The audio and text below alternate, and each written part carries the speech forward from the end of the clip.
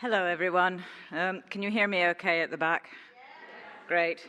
Okay, thank you to WPUK and CCJS for putting this panel discussion on, and thank you for inviting me to take part in it. Let's hope that this evening kickstarts a campaign to stop the routine use of imprisonment for women, and short of that, to get the Ministry of Justice to apply single-sex exemptions to prisons.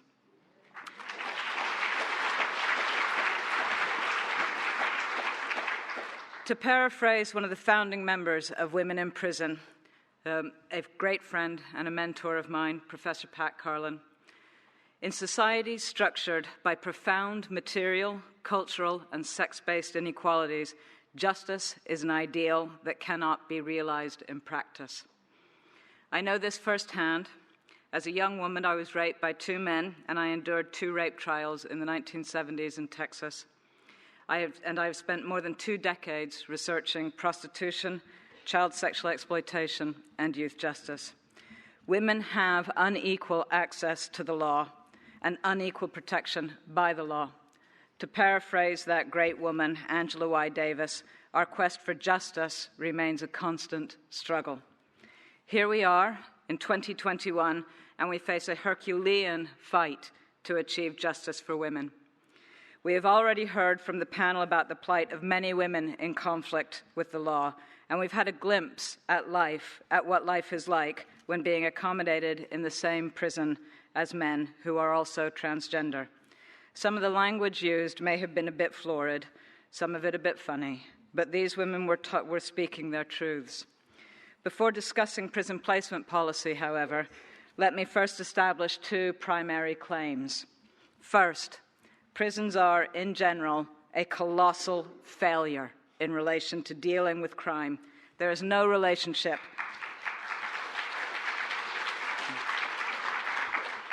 There is no relationship between rates of incarceration and crime rates. And contrary to popular myth, our prisons contain many people who do not pose any substantial risk to the public, even if the manner in which they conduct their lives does bring them into conflict with the law. This is particularly the case for women in prison, as we have so eloquently heard. Most of them are in there for petty property offences and drug offences and are on short sentences. So everything I say this evening must be heard in relation to that primary claim that prison is no place for most people in conflict with the law. Second claim, prisons are unique places.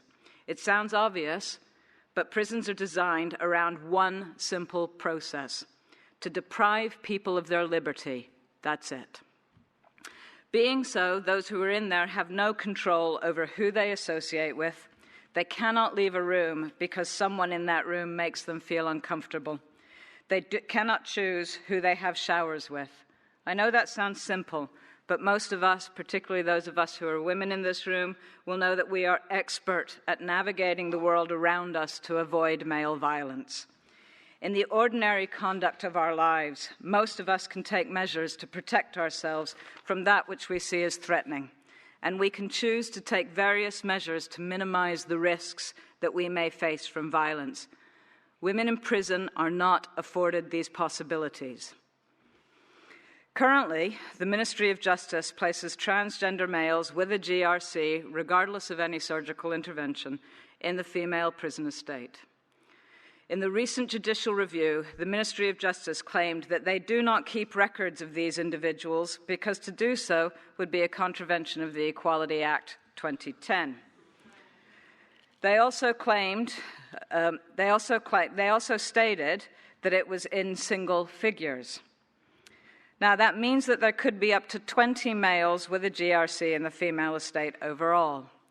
That said, we believe that from November 2021, numbers of GRC holders will be reported. In the 2019 data collection point, and I have to say thank you very much to Nick Williams from Fair Play for Women and Kate Coleman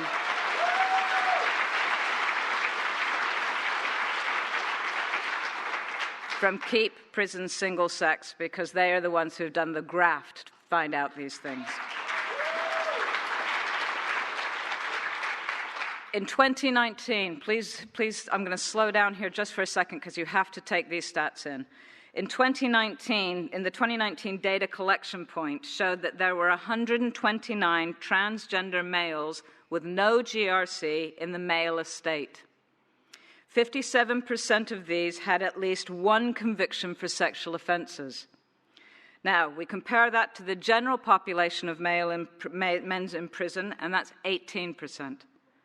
Just take that in. 57% versus 18%.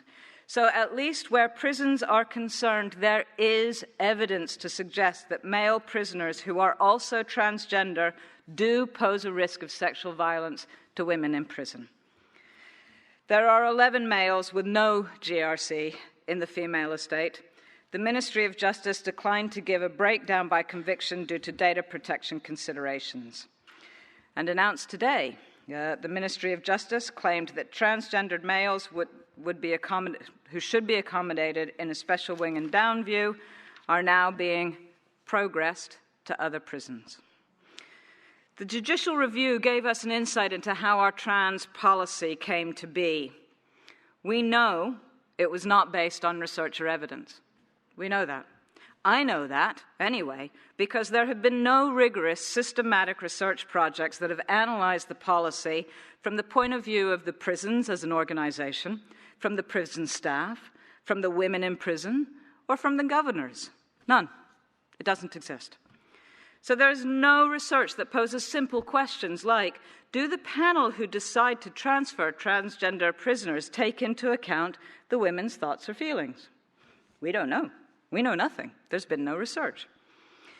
Given everything that the Nolan report showed about the undue influence of Stonewall in our public sector services, this might be the time to ask to what extent our prison placement policy has been shaped by one highly particular, controversial model of trans rights.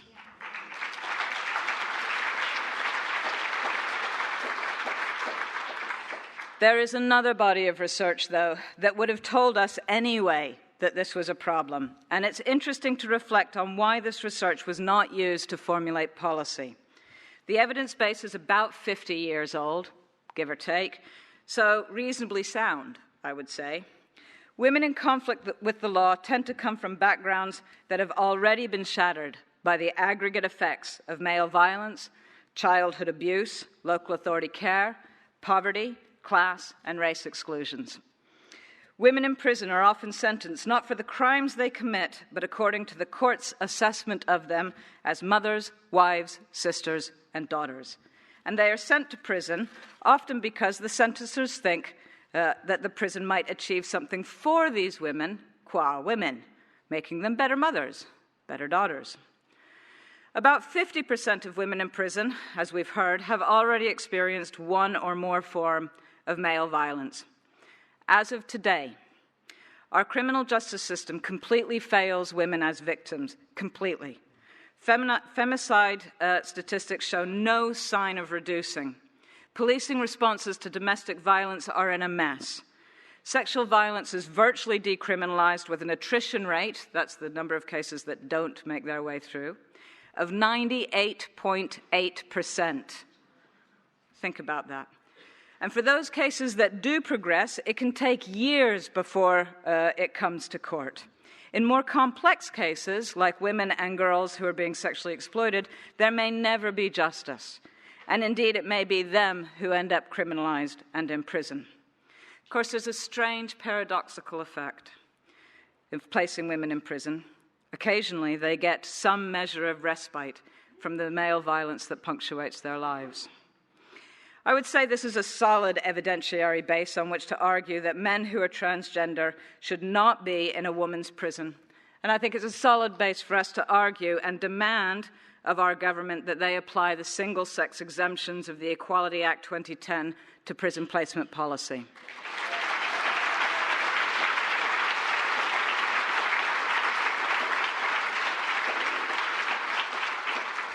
Surely, if the state chooses to remove the liberty of a woman as punishment, the minimum standard we can expect of that government is to provide those women I knew I was going to stumble on that sentence. The minimum standard we can expect of the government is that they ensure that those women are not placed at increased risk of trauma from the presence of male bodies, at increased risk of sexual assault, attack, and rape. That doesn't seem a lot to ask.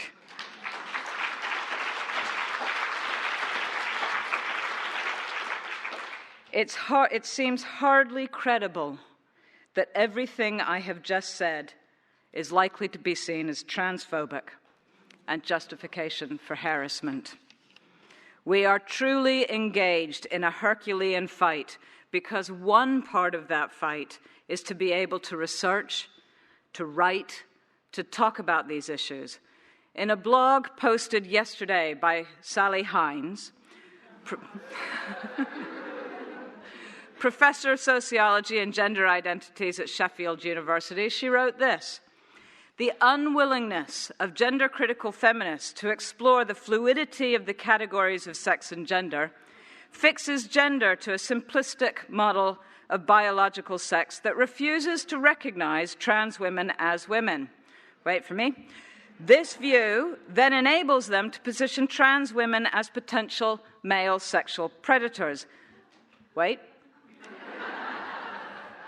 The absence of any evidence to justify such fears has done nothing to halt the prevailing moral panic around the access of trans women to single-sex spaces such as toilets, prisons, domestic violence services. I say this to people like Sally Hines: you are wrong.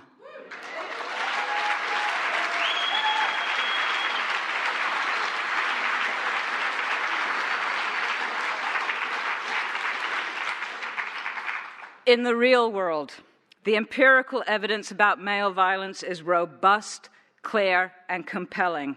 Single-sex exemptions exist because we know the truth about male violence. It is not transphobic to say that men, regardless of whether they are also transgender, need to be excluded in order to ensure the safety and security of women.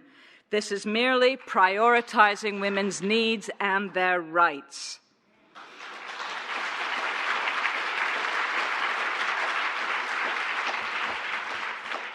But even suggesting this is likely to get one in hot water.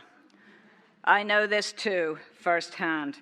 In April 2019, my life changed forever after I was on a WP UK panel discussion where I had the temerity to challenge the idea that trans women are literal women, and where I suggested that trans and sex-based rights were in tension. Just how profound that change was to be is still playing out. In December 2019, staff at the University of Essex used my WP UK talk as proof of transphobia and as an excuse to get me cancelled and blacklisted. They succeeded. And thanks to the Reindorf report, we now know this was unlawful.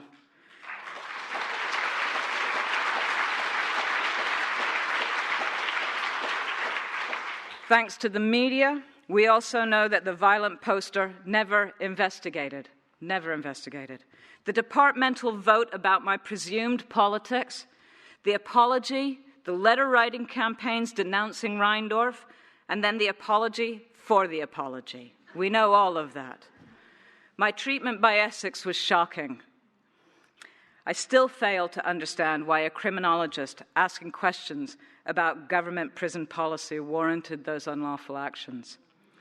But Essex pales into insignificance in comparison to what's been happening in my own university. Just a minute.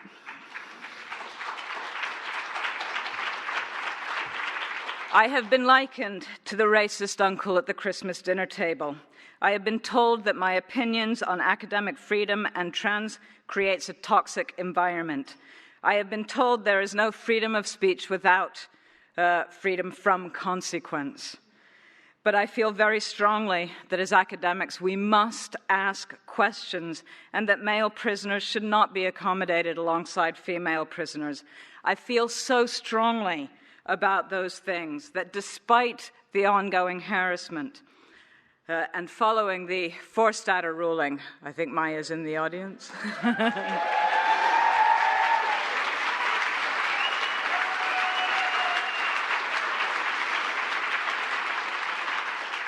I and others launched the Open University Gender Critical Research Network. Well, thank you.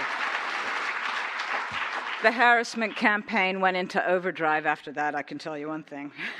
Colleagues organized several open letters and statements defaming the network, saying that its members were all transphobic and calling for the university to disaffiliate us. One ended with more than 360 staff signatures. 2 others are currently placed on university servers. Colleagues tweeted and retweeted messages calling me and the network TERFs.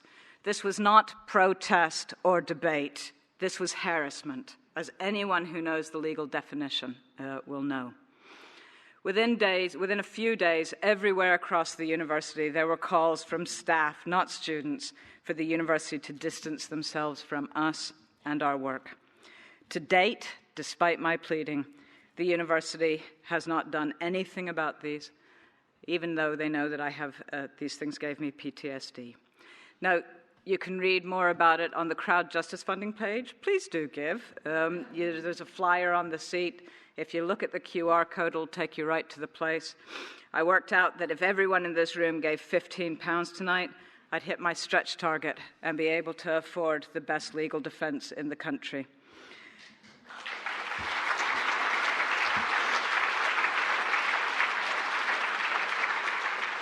So how to end? My harassers brought me to my knees this summer, but like my namesake, I rise. And even though I know they will come for me again and again and again, I will not be silent or silenced. If there is a hill I am going to die on, it is this one. We are amid an epidemic of male violence that is proceeding unchecked. Our universities are in crisis about appropriate academic debate and harassment. In the UK of 2021, women's access to justice is, for the most part, an illusion. When we say this, our detractors pass it off as us whipping up a moral panic. I will say it again. In our prisons today, there is a conflict of rights. In prisons, it is a zero sum. Giving concession to transgender male prisoners leaves vulnerable women exposed to further trauma as well as increased levels of risk. We need our government to apply the single-sex exemptions to prisons. We need to prioritize justice for women. Thank you.